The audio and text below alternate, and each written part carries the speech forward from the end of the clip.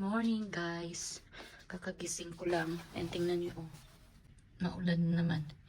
Ito yung forecast ng isang araw na uulan this Thursday. Yan nga, umulan. Mag-alas 9 na pala dito. Ngayon lang ako nagising kasi matagal kami di nakauwi kagabi. Mga 1 AM na yun. A bit of UI elements. I'll give you a rehash of how to do some other elements. The key element is integrate directly into the story.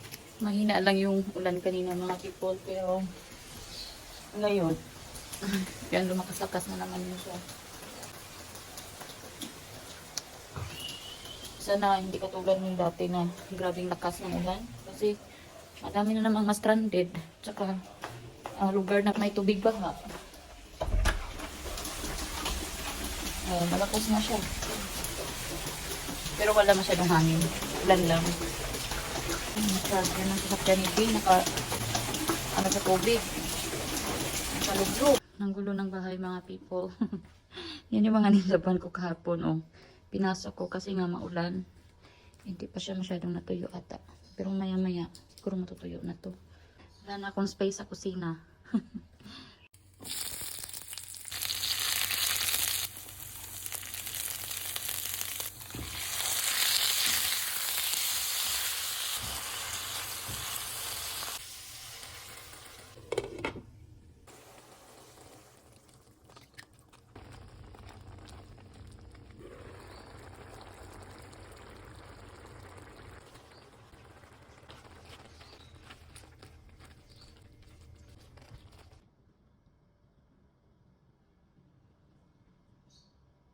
Kain tayo ng langka, mga people.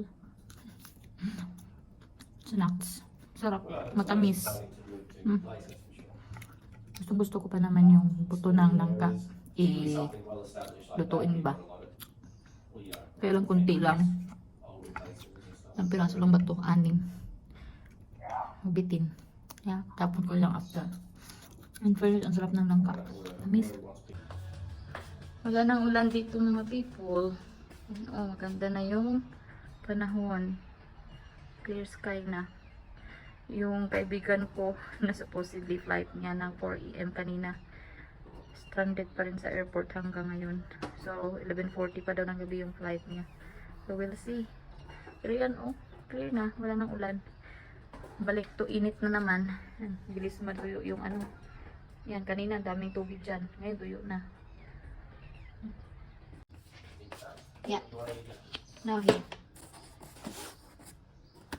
Ito lang yung aming dinner. Nangihingi naman.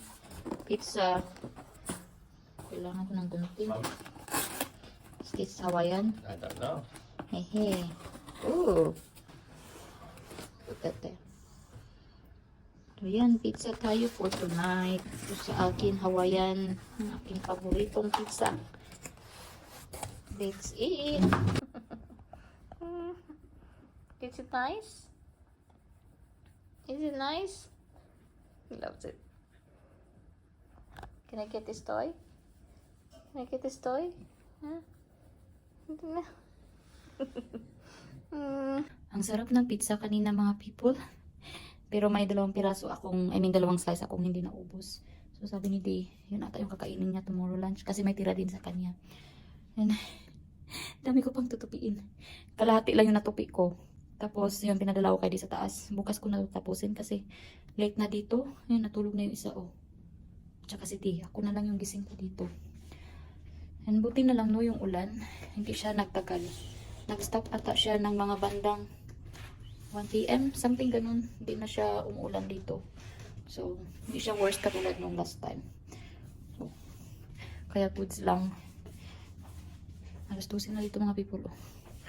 Tapos ngayon pa lang ako aakyat. Si Di kanina patulog. Ang dami ko pang pending na gawain. Hindi ko pa na check yung bottle warmer. Kung gumagana ba. Hindi ko pa na plancha yung mga damit ni baby girl. Yung nabili natin last time. Tsaka na rin sa cabinet. Yun. Mga pending na gawain ko. Kailangan ko na talagang gawin yun. Kasi kung hindi natin alam no. Baka biglang gustong lumabas na baby girl. Tapos dahil pa natin kailangan gawin na hindi na natin magagawa pag nandyan na siya. So, try ko talaga bukas mga people na gawin yun para matapos na. Na hanggang dito na lang yung aking vlog mga people. Lakad-lakad lang ako konti kasi nag-ano si Bata-Batuta, nagpo-push ba, pababa. Naiyak ako. Kaya hilakad-lakad ko na lang siya pagabi para ano, ma-exercise din tayo bago matulog. So yun, good night na and ingat kayo palagi. Maraming salamat sa inyong panonood sa aking vlog and good night. Bye-bye!